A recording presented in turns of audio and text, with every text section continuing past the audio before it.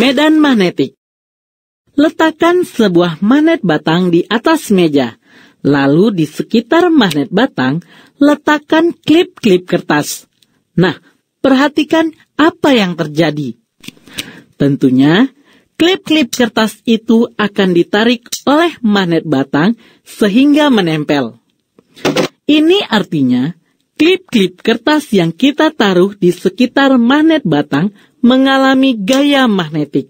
Kita katakan di sekitar magnet batang terdapat medan magnetik. Maka, dapat kita simpulkan bahwa medan magnetik adalah ruang di sekitar sebuah magnet di mana magnet lain atau benda-benda lain dari bahan feromagnetik akan mengalami gaya magnetik jika diletakkan di dalam ruang tersebut.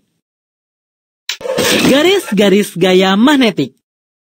Medan magnetik tidak dapat dilihat secara langsung.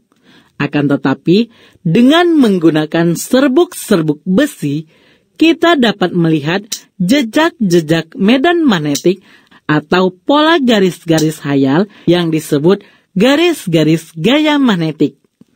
Untuk melihat garis-garis gaya magnetik, kamu dapat melakukan kegiatan sebagai berikut. Sediakan 2 buku tebal identik, sebuah magnet batang, selembar kertas folio putih, dan serbuk-serbuk besi secukupnya. Kemudian, letakkan magnet batang di antara 2 buku di atas sebuah meja datar, dan letakkan kertas folio di atas kedua buku tadi, lalu taburkan serbuk-serbuk besi secara merata di atas kertas. Sekarang, ketuklah kertas itu secara perlahan beberapa kali, dan perhatikan pola yang dibentuk oleh serbuk-serbuk besi. Tampak ada berupa garis-garis lengkung, dan inilah yang disebut sebagai garis-garis gaya magnetik. Jika kamu amati, tampak garis-garis gaya magnetik dari sebuah magnet batang selalu keluar dari kutub utara dan masuk ke kutub selatan. Makin jauh dari magnet batang, makin renggang garis-garis gayanya. Sebaliknya, makin dekat ke kutub, makin rapat garis-garis gaya magnetiknya. Serta, semakin ke tengah, semakin renggang pula garis-garis gayanya. Garis-garis gaya ini juga tidak saling berpotongan. Jadi, secara umum, ada 3 aturan tentang garis-garis gaya magnetik, yaitu 1. Garis-garis gaya magnetik tidak pernah saling berpotongan. 2. Garis-garis gaya magnetik selalu keluar dari kutub utara magnet dan masuk ke kutub selatan magnet. 3.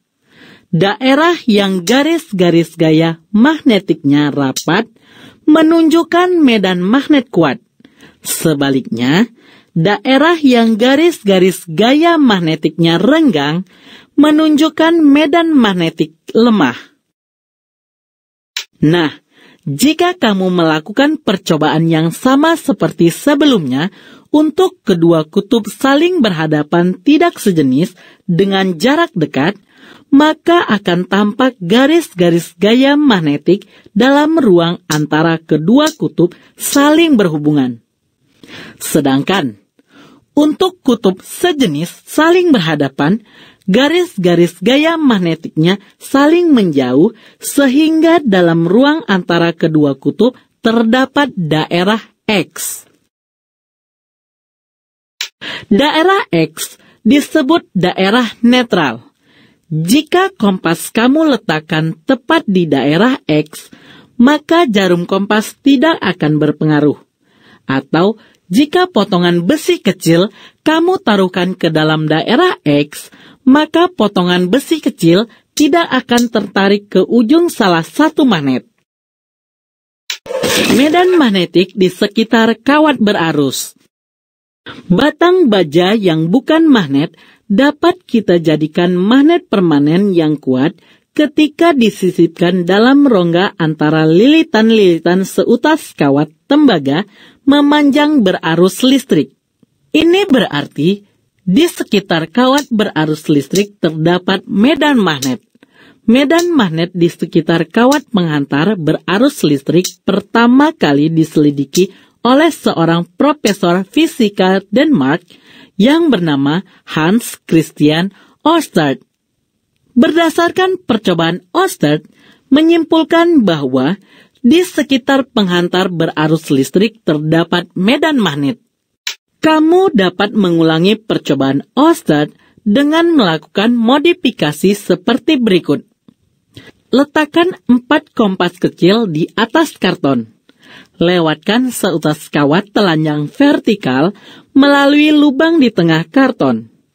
Mula-mula, baterai tidak dihubungkan dengan kawat sehingga kawat tidak dialiri arus.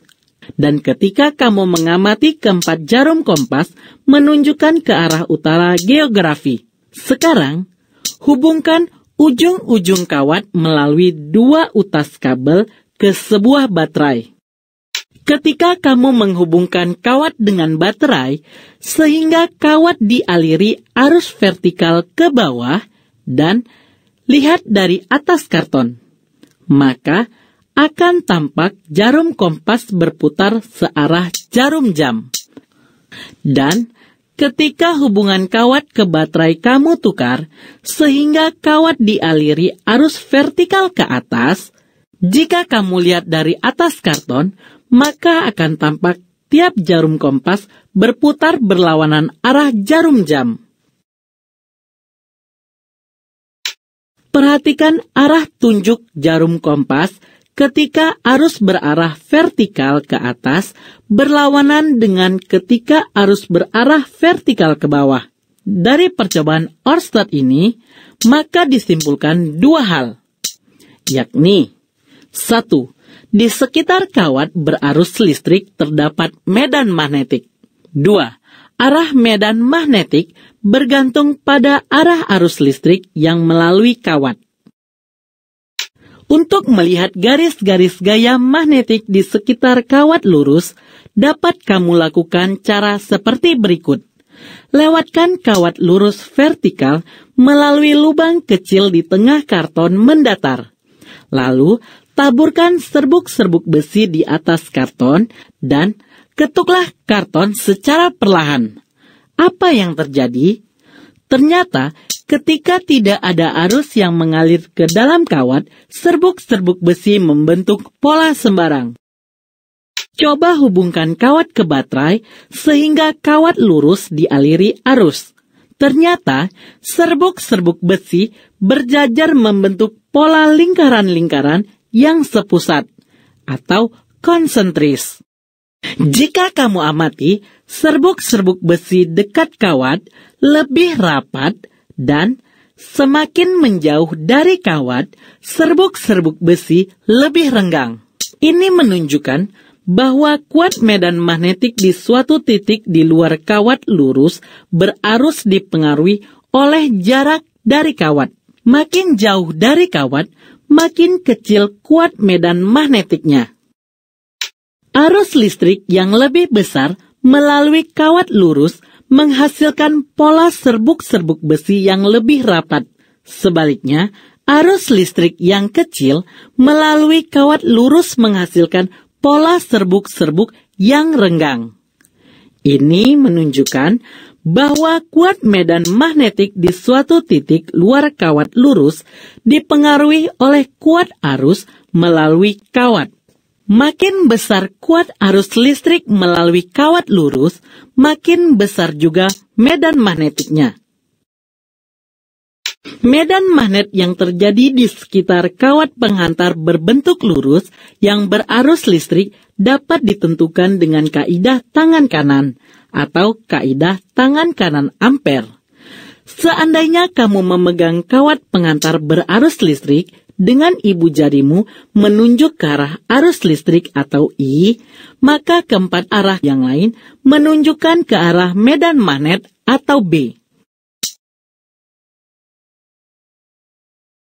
Untuk lebih memahami yang sudah dijelaskan mengenai medan magnet di sekitar kawat berarus, perhatikan contoh berikut. Perhatikan dari keempat gambar solenoida beserta medan magnetnya. Manakah gambar yang benar? Jawab. Lambang yang menyatakan sel listrik atau misalnya batu baterai dengan garis tegak panjang menyatakan kutub positif dan garis tegak pendek menyatakan kutub negatif. Arus listrik ditetapkan keluar dari kutub positif dan masuk ke kutub negatif. Perhatikan lilitan kumparan A dan C sama persis, yaitu arus I dari kutub positif masuk ke bagian depan kumparan dan keluar ke belakang kumparan menuju kutub negatif sel. Perhatikan gambar A. Jika kamu menggenggam kumparan dengan tangan kanan, sehingga arus I masuk dari bagian dengan kumparan dan arah putaran keempat jari yang lain sama dengan arah putaran pada kumparan.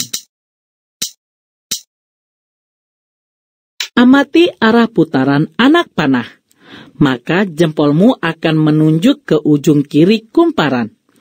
Itu berarti ujung kiri kumparan sebagai kutub utara, maka tentu saja ujung kanan kumparan sebagai kutub selatan. Sekarang, medan magnet kumparan mirip dengan magnet batang, yaitu keluar dari kutub utara dan masuk ke kutub selatan. Maka dapat dikatakan bahwa gambar A benar dan C salah, karena arah garis gaya magnetik salah.